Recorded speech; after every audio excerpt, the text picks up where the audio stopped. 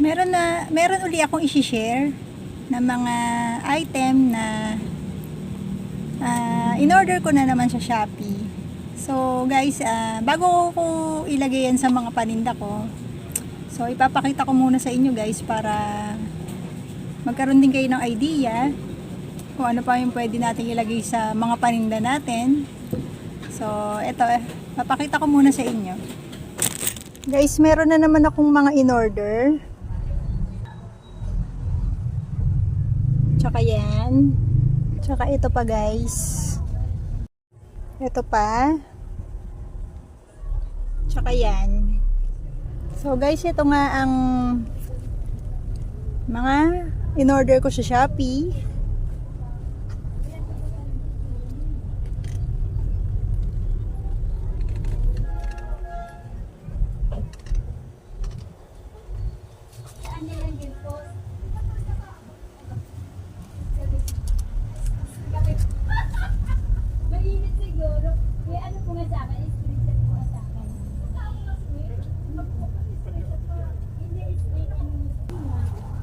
So guys, yung hairnet na yan, kumuha ko niya ng 4 na balot.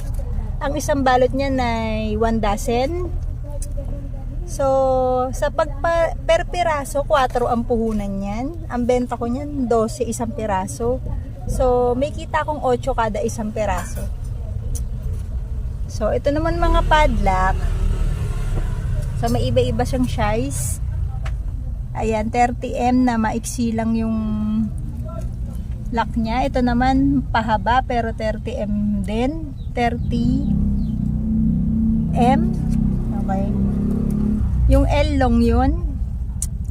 So magkaiba sila ng price kahit pareho sila ng laki.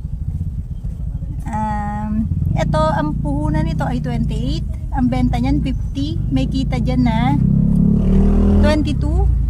Ito naman 32 ang puhunan, ang benta niyan 60. May kita dyan na 28. So ito namang 40M. Ito yung short, ito yung long.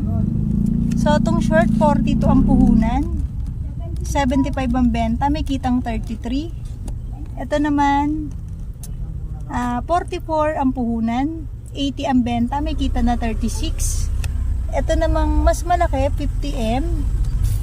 Ayan. 54 ang puhunan. 100 ang benta. May kita na 46. So, ito namang mga kalam na to na pang baby. Kumuha ako ng 5. Ayan, 5 garapon. Parang ganyan. Parang 5 ganyan na lagayan. So, iba-iba yung shape niya. Nasa 50 pieces daw bawat isa niyan. So, ang puhunan niyan, 65 isang ganyan. So, nakatinda na ako dati niyan. Parang sa isang supot, ginagawa akong 4 na piraso, 10 piso. So, tingnan uli natin kung magkano lalabas pag na-repa ko na siya. So, ito naman sticker. Yan, kumuha uli ako ng sticker pero plain lang. Kasi yung mga high school gusto nila plain lang. So 18 pieces yan, iba-iba rin ang color. Yung color lang niya yung naiba pero ganun pa rin yung letter niyan. So ang puhunan niyan 16 isang piraso. Ang benta niyan 25, so may kita akong 9 kada isang piraso diyan. So ito naman mga air pursing. Yan. Kumuha ako ng 3 size na ganito at 3 ring mas ayan. Mas maliit tong isa kumpara dito. Pero pareho lang ng presyo. So, ang puhunan niyan 42, pang 10 piso isa niyan. So, kung 10 piso isa, 120 ang labas niyan sa isang balot. May kita kang 78 sa isang balot niyan. Kasi 42 lang ang puhunan. So, ito namang air pursing na pa letter C. 67 ang puhunan, pang 10 piso din. So, 4 lang yan. May 4 na balot lang yan. So, ang kita mo dyan, 53 pesos kada isang balot.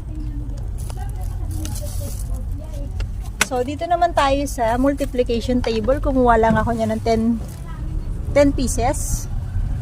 So, puhunan yan 21. Ang benta ko dyan 35. May kita lang akong 14 kada isang peraso niyan. Ito naman pan blade na maliit. Ang puhunan niyan 41, ang benta ko niya 90. So may kita akong 49 kada isang peraso. Kumuha lang ako ng 10 din, 10 peraso. So dito naman tayo sa rattle. Kumuha lang ako ng 8. Kasi ang puhunan niyan 33. So ibebenta ko na lang siya ng 50 para meron akong 17 kada isang peraso. So ito namang Vaseline lip balm.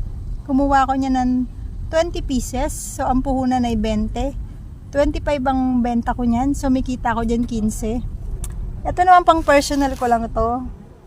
Pang balot-balot dito. Kasi pag may maal na alikabukan, pinapalitan ko ng plastic. So bumili ako niyan 206 ang isang balot, 100 pieces. So pang personal lang yan. So dito naman tayo sa putrag. Kumuha ako ng 10 pieces. Parang mas maliliit to ngayon kaysa nung nakaraan. So ang puhunan niyan 20. Ang benta niyan 35. May tubo kang 15 kada isang peraso. Ito namang towel na to na medyo mahaba. Kumuha lang ako ng tig 2 dozen. 2 dozen ng white, 2 dozen ng colored. So ang puhunan niyan kada isang peraso ay 9. Ang benta ko diyan 15. So may kita ko na 6 kada isang peraso lang. So tig 2 dozen yan pareho. Guys, may pre nga pala yung towel na pinakita ko sa inyo. Ito yung pre niya, short, unisex to. Ayan. Pre ko lang yan dun sa towel na white tsaka colored. Tig 2 yung in-order ko, diba? So ito yung pre, nakasama to dun. So yan siya. So, ayan nga, may pre lang siyang short.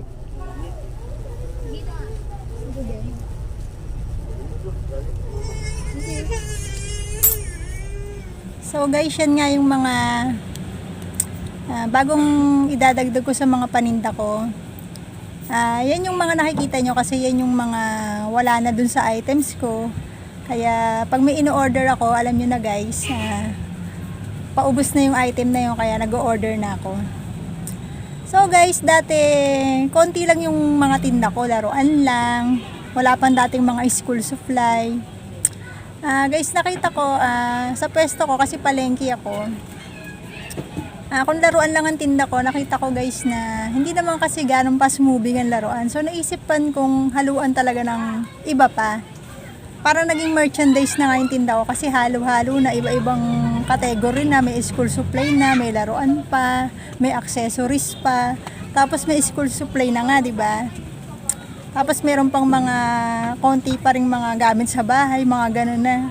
So merchandise na yung tawag dito kasi marami ng klase. Iba-ibang klase na yung mga tinitinda ko. Naisipan kong gawin ganito guys kasi tingin ko mas may potential akong kumita kung maraming klase kaysa sa isang category lang. Halimbawa kung laruan lang, puro laruan lang tong laman ng pwesto ko. Tingin ko guys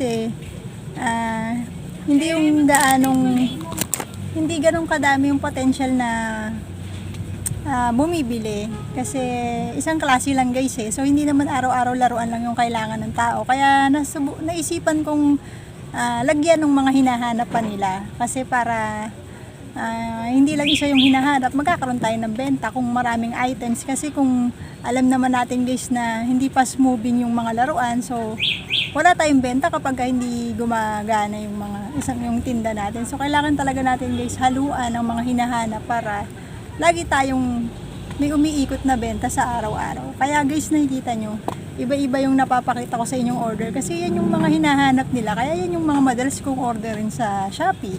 At pinapakita ko na nga rin guys sa inyo para nagkaka-idea kayo kung sakaling merchandise rin yung ititinda nyo. So guys, hanggang dyan na lang muna. Thanks for watching. Don't forget to like and subscribe to my channel.